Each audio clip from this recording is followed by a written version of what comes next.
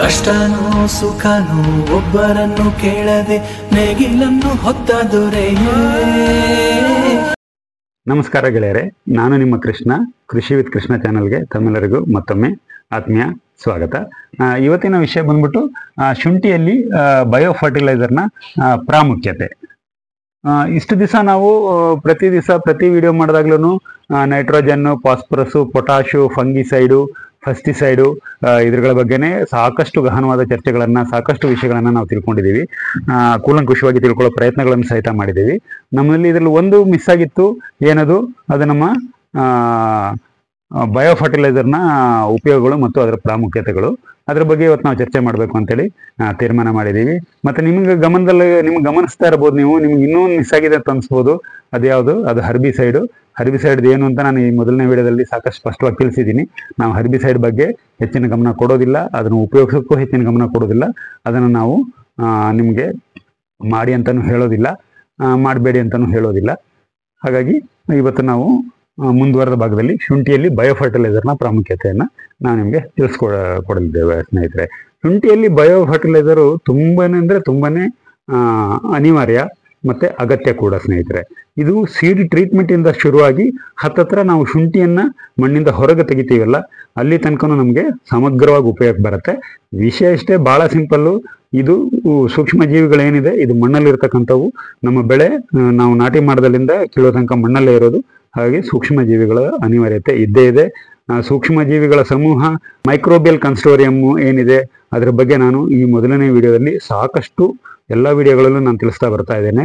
ನಮ್ಮ ಮಣ್ಣು ಆರೋಗ್ಯಕರವಾಗಿದ್ದರೆ ನಾವೆಲ್ಲ ಆರೋಗ್ಯಕರವಾಗಿರ್ತೀವಿ, ನಮ್ಮ ಬೆಳೆ ಆರೋಗ್ಯಕರವಾಗಿರುತ್ತೆ. ತನ್ಮೂಲಕ ನಮ್ಮ ಒಂದೇ ಏಕಮಾತ್ರ ಉದ್ದೇಶ ಏನಾಗಿರುತ್ತೆ, ಯಾವುದೇ ರೀತಿಯಿಂದಾದರೂ ಅಧಿಕ ಇಳುವರಿ ಪಡೆಯೋದ್ರ ಮೂಲಕ ಒಳ್ಳೆಯ ರೀತಿಯ ಬೆಲೆ ಮತ್ತು ಉತ್ಪಾದನೆಯನ್ನು ಪಡೆಯೋದಾಗಿರುತ್ತೆ ಸ್ನೇಹಿತರೆ. ಇವಾಗ ಬಯೋ ಫರ್ಟಿಲೈಸರ್ನ ವಿಷಯಕ್ಕೆ ಬರೋದಾದರೆ, ಮಣ್ಣಿನಲ್ಲಿ ಬಯೋ ಮ್ಯಾಟರ್ ಬಗ್ಗೆ ನಾವು ಮಾತಾಡೋದಾದರೆ, ಸೂಕ್ಷ್ಮ ಜೀವಿಗಳ ಬಗ್ಗೆ ಮಾತಾಡೋದಾದ್ರೆ ತುಂಬ ಉದ್ದನೆಯ, ತುಂಬ ವಿಶಾಲವಾದ ಲಿಸ್ಟ್ ಇದೆ. ಅದನ್ನು ನಾವು ವಿಸ್ತೃತವಾಗಿ ಪ್ರತಿಯೊಂದರ ಬಗ್ಗೆನೂ ಮಾಡ್ತೇವೆ. ಪ್ರತಿಯೊಂದರ ಬಗ್ಗೆನೂ ಸಂಪೂರ್ಣವಾದ ವಿವರಗಳಿರೋ ವಿಡಿಯೋಗಳನ್ನ ಮಾಡ್ತೇವೆ. ಇವತ್ತಿಗೆ ನಾವು ಏನು ಮಾಡೋಣ ಅಂತ ಹೇಳಿದ್ರೆ, ಬಯೋ ಫರ್ಟಿಲೈಸರ್ಗೆ ಮಾತ್ರ ನಾವು ಸ್ಟಿಕ್ ಆನ್ ಆಗೋಣ. ಯಾಕಂದರೆ ಬಯೋ ಫೆಸ್ಟಿಸೈಡು ಇದೆ ನಿಮಗೆ, ಬಯೋ ಸ್ಟಿಮ್ಯುಲೆಂಟ್ಗಳು ಇದೆ ನಿಮಗೆ, ಬಯೋ ನೆಮೋಟಿಸೈಡ್ಗಳು ಸಹಿತ ಇದೆ.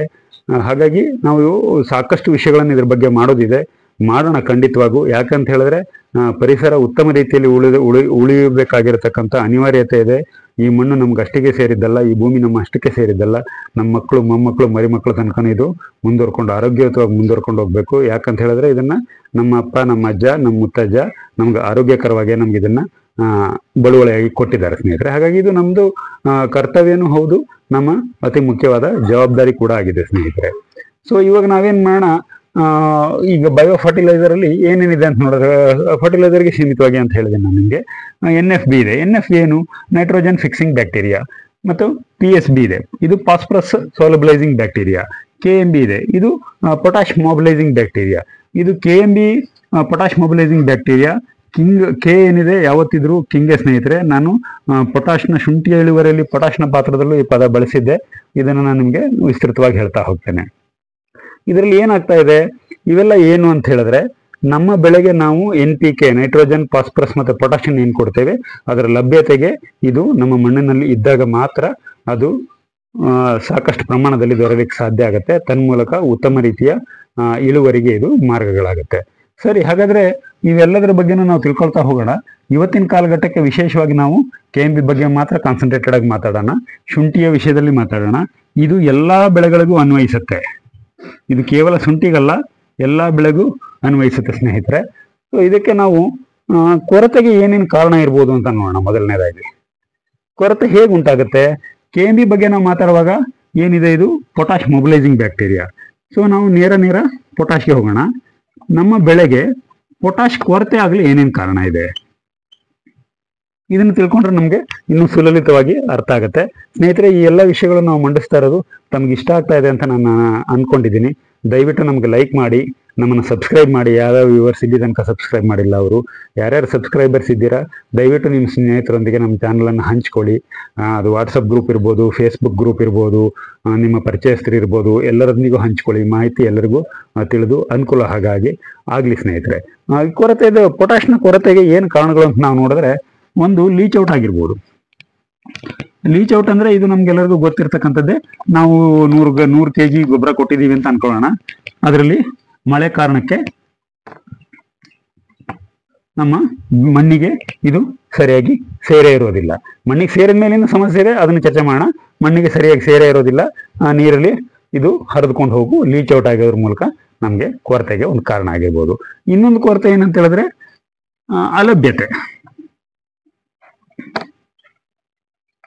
ಅಲಭ್ಯತೆ ಅಥವಾ ಎಷ್ಟು ಅವಶ್ಯಕತೆ ಇದೆ ನಾವು ಅಷ್ಟು ಕೊಟ್ಟಿಲ್ಲ ಅಂತ. ಉದಾಹರಣೆಗೆ ನಿಮಗೆ ಮತ್ತೆ ಅಲಭ್ಯತೆ ವಿಷಯಕ್ಕೆ ಬಂದ್ಬಿಟ್ರೆ ನಾವು ಸೀದಾ ಮತ್ತೆ ಇಲ್ಲಿ ಬರ್ತೀವಿ, ಮತ್ತೆ ಸಾಯಿಲ್ ಟೆಸ್ಟಿಗೆ ಬರ್ತೀವಿ ಸ್ನೇಹಿತರೆ. ಲಭ್ಯತೆ ಹೇಗೆ ನಿರ್ಧಾರ ಆಗುತ್ತೆ?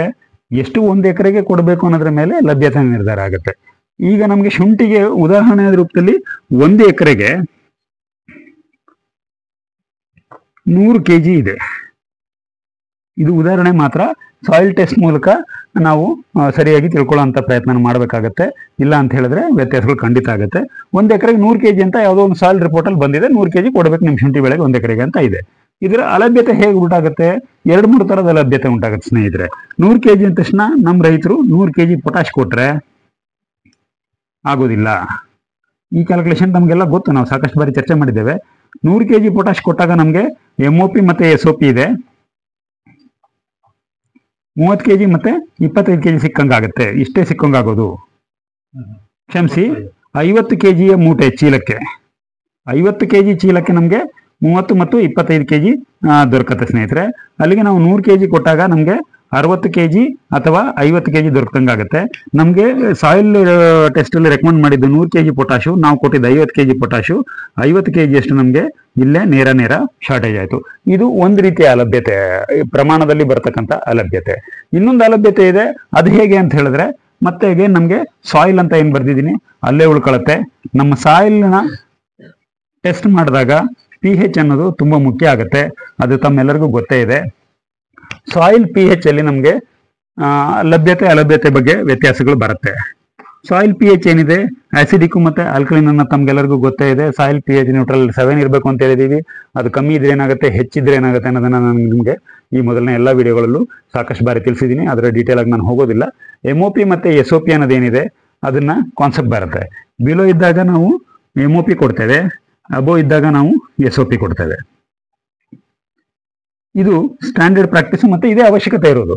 ಇದು ಇಂಟರ್ಚೇಂಜ್ ಆದಾಗ ನಿಮ್ಗೆ ಕಷ್ಟ ಆಗುತ್ತೆ. MOP ಕೊಡೋ ಜಾಗದಲ್ಲಿ SOP ಕೊಟ್ಟಿರ್ತೀವಿ, SOP ಕೊಡೋ ಜಾಗದಲ್ಲಿ MOP ಕೊಟ್ಟಾಗ ಬೆಳೆ ಅದು ಸ್ಥಿರೀಕರಣಗೊಳ್ಳಲ್ಲ, ಅದು ಬೆಳೆಗೆ ನಿರೀಕ್ಷಿತ ಪ್ರಮಾಣದಲ್ಲಿ ದೊರೆಯಲ್ಲ. ಹಾಗಾಗಿ ಅದು ಅಲಭ್ಯತೆಗೆ ಹೋಗುತ್ತೆ. ಇದಲ್ಲದೆ ಮುಖ್ಯವಾಗಿ ಇವತ್ತಿನ ವಿಷಯ ಏನಿದೆ, KMB ಪೊಟ್ಯಾಶ್ ಮೊಬಿಲೈಸಿಂಗ್ ಬ್ಯಾಕ್ಟೀರಿಯಾ ಏನಿದೆ, ಈ ವಿಷಯಕ್ಕೆ ಮುಖ್ಯವಾಗಿ ನಮಗೆ ಅಲಭ್ಯತೆ ಉಂಟಾಗುತ್ತೆ. ಇದು ಹೇಗೆ ಉಂಟಾಗುತ್ತೆ? ಇಲ್ಲಿ ಹೆಸರೇ ಇದೆ KMB, ಪೊಟ್ಯಾಶ್ ಮೊಬಿಲೈಸಿಂಗ್ ಬ್ಯಾಕ್ಟೀರಿಯಾ ಅಂತ ಹೇಳಿದ್ರೆ. ಮೊಬಿಲೈಸಿಂಗ್ ಬ್ಯಾಕ್ಟೀರಿಯಾ ಅಂತ ಹೇಳಿದ್ರೆ ನಿಮ್ಗೆ ಏನರ್ಥ? ಎಲ್ಲದನ್ನು ಒಟ್ಟುಗೂಡಿಸಿ ರಾಶಿ ಹಾಕೋದು ಅಂತ ಹೇಳಿ.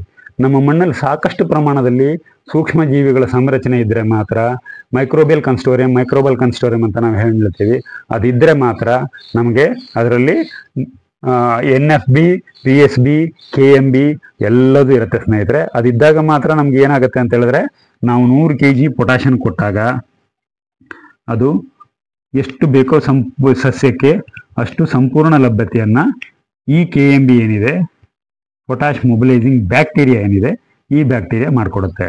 ಅಂದ್ರೆ ಅರ್ಥ ಅಷ್ಟೇ ಸ್ನೇಹಿತರೆ, ನಮ್ಮ ಮಣ್ಣಿಗೆ ನಾವು ಪೊಟ್ಯಾಶ್ ಹಾಕಿದ್ದೇವೆ, ಆದರೆ ಆ ಮಣ್ಣಿಗೆ ಹಾಕಿದ ಪೊಟ್ಯಾಶು ಸಸ್ಯಕ್ಕೆ ಹೋಗ್ಬೇಕು. ಸಸ್ಯಕ್ಕೆ ಹೋದಾಗ ಮಾತ್ರ ಸಸ್ಯಕ್ಕೆ ಪೊಟ್ಯಾಶ್ ಸಿಕ್ಕಿದೆ ಅಂತ ಅರ್ಥ. ನಾವು ಪೊಟ್ಯಾಶ್ ಹಾಕಿದ ತಕ್ಷಣ ಸಸ್ಯಕ್ಕೆ ಪೊಟ್ಯಾಶ್ ಸಿಕ್ತು ಅಂತ ಅರ್ಥ ಅಲ್ಲ. ಅದು ಮಾಡ್ಬೇಕಾದ್ರೆ ನಮಗೆ ಯಾರು ಮಾಡ್ತಾರೆ ಅದನ್ನ, ಆ ಕೆಲಸನ ಬೇರುಗಳ ಮೂಲ ಹೋಗ್ಬೇಕು. ತುಂಬಾ ಜನ ಬೇರಲ್ಲ, ಬೇರುಗಳ ಮೂಲಕ ಹೋಗ್ಬೇಕು. ಸರಿ, ಬೇರಿನ ಮೂಲಕ ಅದನ್ನ ಸಸ್ಯಕ್ಕೆ ತಗೊಂಡು ಹೋಗೋದು ಯಾರು? ಇದೇ KMB, ಪೊಟ್ಯಾಶ್ ಮೊಬಿಲೈಸಿಂಗ್ ಬ್ಯಾಕ್ಟೀರಿಯಾ ಏನು ಸೂಕ್ಷ್ಮ ಜೀವಿ ಇದೆ, ಇದು ಮಾಡುತ್ತೆ. ಇದು ಮಣ್ಣಲ್ಲಿ ಇದ್ರೆ ಮಾತ್ರ, ಸಾಕಷ್ಟು ಪ್ರಮಾಣದಲ್ಲಿ ಇದ್ರೆ ಮಾತ್ರ ಈ ಕೆಲಸ ಅನಾಯಾಸವಾಗುತ್ತೆ. ಸೊ ಇದೆಲ್ಲ ನಮಗೆ ಅಲಭ್ಯತೆ ಏನು, ಕಾರಣ ಏನು, ಕೊರತೆ ಏನು, ಸಮಸ್ಯೆ ಏನು ಅನ್ನೋದ್ರ ಬಗ್ಗೆ ನಾವು ಸೂಕ್ಷ್ಮವಾಗಿ ತಿಳ್ಕೊಂಡಂಗಾಯ್ತು. ಸರಿ, ಇಷ್ಟೆಲ್ಲ ಆದ್ಮೇಲೆ ನಾವೇನ್ ಮಾಡ್ಬೇಕು? ಇದಕ್ಕೆ ಪರಿಹಾರ ಹುಡುಕ್ಬೇಕಲ್ಲ. ಪರಿಹಾರಗಳು ಏನು ಹುಡುಕ್ಬೋದು? ಇದ್ರ ಮಧ್ಯೆ ನಮ್ಮ ಒಂದಷ್ಟು ಜನ ಸ್ನೇಹಿತರಿಗೆ ಒಂದಷ್ಟು ವಿಶೇಷವಾದ ಪ್ರಶ್ನೆಗಳು ಬರ್ಬೋದು. ಮುಂಚೆ ಎಲ್ಲ ಮೊಬಿಲೈಸಿಂಗ್ ಬ್ಯಾಕ್ಟೀರಿಯಾ, ಸೋಲಬಲ್ ಬ್ಯಾಕ್ಟೀರಿಯಾ ಇದೇನು ಇರಲೇ ಇಲ್ಲ, ಆದ್ರೂ ಒಳ್ಳೆ ಬೆಳೆ ಬರ್ತಿತ್ತು, ಒಳ್ಳೆ ಇಳುವರಿ ಬರ್ತಿತ್ತು ಅಂತ. ಖಂಡಿತ ಬರ್ತಾ ಇತ್ತು, ಈಗಲೂ ಕೆಲವ್ರದ್ದು ಬರುತ್ತೆ. ಕಾರಣ ಇಷ್ಟೇ ಗೆಳೆಯರೆ. ಮೊದಲನೇದು, ನಮ್ಮ ಮಣ್ಣು ಆರೋಗ್ಯಕರವಾಗಿತ್ತು ಕಾರಣ ಮೊದಲು. ಈಗ ನಮ್ಮ ಮಣ್ಣಿನ ಆರೋಗ್ಯ ಎಷ್ಟಿದೆ ನೀವೇ ಪ್ರಶ್ನೆ ಮಾಡ್ಕೊಳ್ಳಿ. ನನ್ನನ್ನು ಸೇರ್ಕೊಂಡು ಕಾರಣಗಳು ಮತ್ತೆ ಫಂಗಿಸೈಡು, ಪೆಸ್ಟಿಸೈಡು, ಹರ್ಬಿಸೈಡು, ಅನ್ಹೆಲ್ದಿ ಪ್ರಾಕ್ಟೀಸಸ್ ಅಂತ ಏನು ಹೇಳ್ತೀವಿ, ನಾವು ರೈತರು ಸಾಕಷ್ಟು ಮಾಡಿದ್ದೀವಿ, ಗೊತ್ತಿಲ್ಲದೇನೂ ಮಾಡಿದ್ದೀವಿ. ಅದಕ್ಕೆ ನಾವು ಪರಿಹಾರ ಖಂಡಿತ ಕಂಡುಕೋಬೇಕು. ಮತ್ತು ಇನ್ನು ಈಗಲೂ ಕೆಲವರು ಬರ್ತಾ ಇದೆ, ಯಾಕಂದ್ರೆ ಮತ್ತೆ ಅದೇ ಮಣ್ಣು ಹೊಸ ಜಾಗದಲ್ಲಿ ಮಾಡಿದಾಗ ಅಲ್ಲಿ ನಾನು ಎಲ್ಲ ಹೇಳಿದ ಸೈಡ್ಗಳು ಯಾವುದು ಉಪಯೋಗ ಆಗಿರಲ್ಲ. ಅಲ್ಲಿ ಸಾಕಷ್ಟು ಪ್ರಮಾಣದಲ್ಲಿ ನಮಗೆ ಮೈಕ್ರೋಬಿಯಲ್ ಆಕ್ಟಿವಿಟೀಸ್ ಇರುತ್ತೆ. ಅಲ್ಲಿ KMB ಇರುತ್ತೆ, PSB ಇರುತ್ತೆ, ಎಲ್ಲ ಇರುತ್ತೆ. ಇವತ್ತು ವಿಶೇಷವಾಗಿ ನಾವು KMB ಪೊಟ್ಯಾಶ್ ಮೊಬಿಲೈಸಿಂಗ್ ಬ್ಯಾಕ್ಟೀರಿಯಾ ಬಗ್ಗೆ ಮಾತಾಡ್ತಿದ್ದೀವಿ. ಮತ್ತೆ ಸಾಕಷ್ಟು ಹಾಳು ಬಿದ್ದ ಜಾಗ, ಒಂದು 10 ವರ್ಷ 15 ವರ್ಷ ನಾವು ಕೃಷಿನೇ ಮಾಡಲಿಲ್ಲ ಆ ಜಾಗದಲ್ಲಿ, ಈಗ ಹೋಗಿ ಮಾಡಿದ್ರು ಅಲ್ಲಿ ಬರುತ್ತೆ, ಯಾಕಂದ್ರೆ ಇಲ್ಲೆಲ್ಲ ಇರುತ್ತೆ. ಈ NFB, PSB, KMB ಇದೆ, ಇದು ಎಲ್ಲಿಂದನೂ ಬಂದಿದ್ದಲ್ಲ ಸ್ನೇಹಿತರೆ, ಮಣ್ಣಿಂದನೇ ಎಕ್ಸ್ಟ್ರಾಕ್ಟ್ ಮಾಡಿದ್ದು, ಅಲ್ಲಿಂದನೇ ಕಲ್ಚರ್ ಮಾಡ್ತಾರೆ, ಅಲ್ಲಿಂದನೇ ತಯಾರಿಸಿ ಮತ್ತೆ ವಾಪಸ್ ಮಣ್ಣಿಗೆ ಕಲಿಸೋ ಕಾರ್ಯಕ್ರಮ. ಇದು ಹೇಗೆ ಅಂತ ಹೇಳಿದ್ರೆ ನಾವು ಬೂಸ್ಟು ಬೋರ್ನ್ವಿಟಾ ಕುಡಿದಾಗೆ ಅಂತ ಅನ್ಕೊಂಡ್ರು ತಪ್ಪಿಲ್ಲ. ತಮಾಷೆಗೆ ಹೇಳ್ತಾ ಇದ್ದೇನೆ, ಸೀರಿಯಸ್ ಆಗಿ ತಗೊಳ್ಳೋದು ಬೇಡ. ಇದಿಷ್ಟು ಕಾರಣ ಆಗಿದೆ. ಸೊ ಇದಕ್ಕೆ ಪರಿಹಾರ ಏನ್ ಮಾಡ್ಬೇಕಾಗಾದ್ರೆ ನಾವು, ಇಷ್ಟೆಲ್ಲ ಸಮಸ್ಯೆ ಅಂತೂ ಇದೆ, ಇದಕ್ಕೆ ಪರಿಹಾರ ಏನ್ ಮಾಡ್ಬೇಕು? ಪರಿಹಾರನ ಪೊಟ್ಯಾಶ್ ಮೊಬಿಲೈಸಿಂಗ್ ಬ್ಯಾಕ್ಟೀರಿಯಾನ ನಾವು ಹಂತ ಹಂತವಾಗಿ ನಮ್ಮ ಮಣ್ಣಿಗೆ ನಾವು ಸೇರಿಸ್ಬೇಕು. ಇದು ಹಂತ ಹಂತವಾಗಿ ಯಾಕೆ ಹೇಳಿದೆ ಅಂದ್ರೆ, ನಾನು ಇವತ್ತು ವಿಡಿಯೋ ಮಾಡ್ತಾ ಇರೋದ್ರಿಂದ ಇದನ್ನ ಹೇಳ್ತಾ ಇದ್ದೀನಿ. ಇಲ್ಲ ಅಂತ ಹೇಳಿದ್ರೆ ಸರಿಯಾದ ಕ್ರಮದಲ್ಲಿ ಮಾಡೋದಾದ್ರೆ ಒಂದೇ ಹಂತದಲ್ಲಿ ಸೇರಿಸಿದ್ರೆ ಸಾಕು. ಅದು ನಮಗೆ ಶುಂಠಿಯ 45ನೇ ದಿವಸದಿಂದ ಶುರುವಾಗಿದ್ದು ನಿಮಗೆ 150 ಅಥವಾ 160 ದಿವಸ ತನಕನೂ ಇದು ಸೇರಿಸಲಿಕ್ಕೆ ನಮಗೆ ಅವಕಾಶ ಇದೆ. ಪ್ರಾರಂಭದಲ್ಲೇ ಸೇರಿಸಿದ್ರೆ ಬಹಳ ಉತ್ತಮ. ಯಾವ್ಯಾವ ರೈತರು ಸೇರಿಸಿದ್ದೀರಾ ಥಮ್ಸ್ ಅಪ್, ಬಹಳ ಒಳ್ಳೆ ಕೆಲಸ ಅದು. ಅದನ್ನ ಮಾಡಿದ್ರಿಂದ ನಮಗೆ ಖಂಡಿತ ಅನುಕೂಲ ಆಗುತ್ತೆ. ಸೊ ನನಗೊಂದು ಥಮ್ಸ್ ಅಪ್ ಕೊಡಿ, ಒಂದು ಲೈಕ್ ಮಾಡಿ ದಯವಿಟ್ಟು. ಸೊ ಇವಾಗ ನಾವು 140 ಅಥವಾ 150ನೇ ದಿವಸದ ಬೆಳೆಯಲ್ಲಿ ಇದೀವಿ ಅಂತ ನಾವು ಅನ್ಕೊಳೋದಾದ್ರೆ ಈಗಲೂ ಸಹಿತ ಇದನ್ನ ಸೇರಿಸಲಿಕ್ಕೆ ನಮಗೆ ಅವಕಾಶ ಇದೆ. ಇದನ್ನ ಈಗ ಸೇರಿಸೋದು ಅತಿ ಮುಖ್ಯ ಕೂಡ ಆಗಿದೆ. ಅದು ಯಾಕೆ ಅಂತ ನಿಮಗೆ ನಾನು ಹೇಳ್ತೀನಿ ಸ್ನೇಹಿತರೆ. ಸೂಪರ್ ಮಿನಿಟಲ್ಲಿ ತುಂಬಾ ವಿಶೇಷವಾದ ಮಾಹಿತಿ ಇದೆ. ದಯವಿಟ್ಟು ಯಾರು ವಿಡಿಯೋನ ಸ್ಕಿಪ್ ಮಾಡಬೇಡಿ. ಪ್ರತಿ ಫ್ರೇಮಲ್ಲೂ ನಿಮಗೆ ಅನಿಸ್ತಾ ಇದೆ, ನಿಮಗೂ ಅನಿಸ್ತಾ ಇದೆ, ಎಲ್ಲ ವ್ಯೂವರ್ಸ್ಗೂ ಅನಿಸ್ತಾ ಇದೆ, ನಮ್ಗೆ ಅದು ಗೊತ್ತಾಗ್ತಾ ಇದೆ.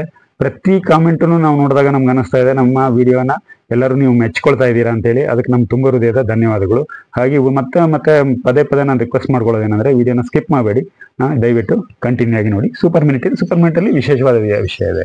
ಶುಂಠಿಯ 140 ಮತ್ತು 150ನೇ ದಿವಸಕ್ಕೆ ನಮಗೆ ಎಂದಿಗಿಂತಲೂ KMB ಅವಶ್ಯಕತೆ ತುಂಬಾ ಹೆಚ್ಚಿರುತ್ತೆ. ಪೊಟ್ಯಾಶ್ ಮೊಬಿಲೈಸಿಂಗ್ ಬ್ಯಾಕ್ಟೀರಿಯಾದ ಅವಶ್ಯಕತೆ ತುಂಬಾ ಹೆಚ್ಚಿರುತ್ತೆ. ಯಾಕೆ ಅಂತ ಹೇಳಿದ್ರೆ ನಮ್ಮ 3ನೇ 2 ಭಾಗ ನಮ್ಮ ರೆಕಮೆಂಡೆಡ್ ಡೋಸ್ ಏನಿದೆ ಅದರ 3ನೇ 2 ಭಾಗ ಪೊಟ್ಯಾಶನ್ನ ನಾವು ಹತ್ತತ್ರ ಈ ಹಂತದಲ್ಲಿ ಕೊಟ್ಟಿರ್ತೇವೆ. ಈ ಹಂತದಲ್ಲಿ ಕೊಟ್ಟಾಗ, ಇಷ್ಟು ದೊಡ್ಡ ಪ್ರಮಾಣದ ಹಂತದಲ್ಲಿ ನಾವು ಪೊಟ್ಯಾಶಿಯಂ ಕೊಟ್ಟಾಗ ಅದನ್ನ ಬೆಳೆಗೆ ಸಮರ್ಪಕವಾಗಿ ಅದನ್ನ ತಗೊಂಡೋಗೋ ಒಬ್ಬ ಟ್ರಾನ್ಸ್ಪೋರ್ಟರ್ ಬೇಕು. ಆ ಪುಣ್ಯಾತ್ಮನೆ KSB. ಸೊ ನಾವು KMB.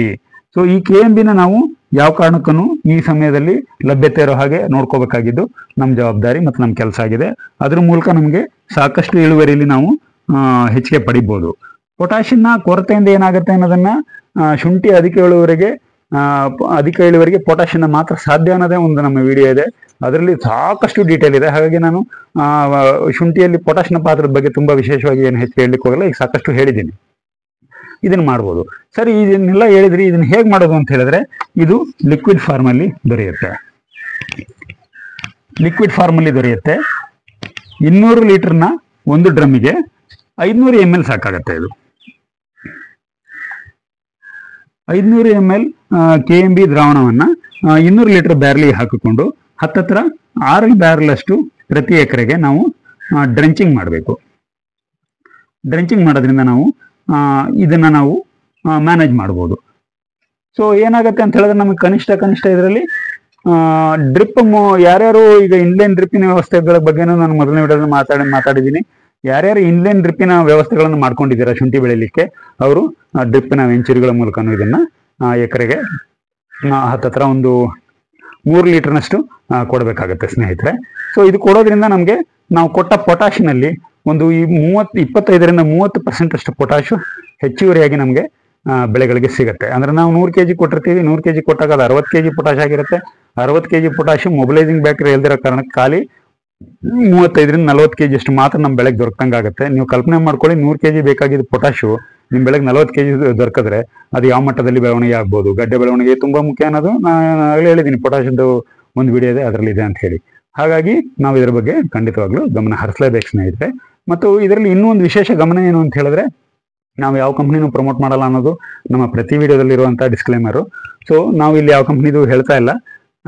ಇಲ್ಲಿ ಒಂದು ಪ್ರತಿಷ್ಠಿತವಾದ ಕಂಪ್ನಿ ಏನಿದೆ ಅಲ್ಲಿಂದ ತಾವು ತಗೊಳ್ಳಿ, ನಂಬಲರ್ಹ ಮೂಲದಿಂದ ತಗೊಳ್ಳಿ, ಯೋಗ್ಯವಾದ ದರದಲ್ಲಿದೆಯಾ ಅನ್ನೋದನ್ನ ನೋಡಿ. ಖರ್ಚು ಬಹಳ ಮುಖ್ಯ, ಅದ್ರ ಮೇಲೆ ತಾವು ಗಮನ ಇಡಿ ಸ್ನೇಹಿತರೆ.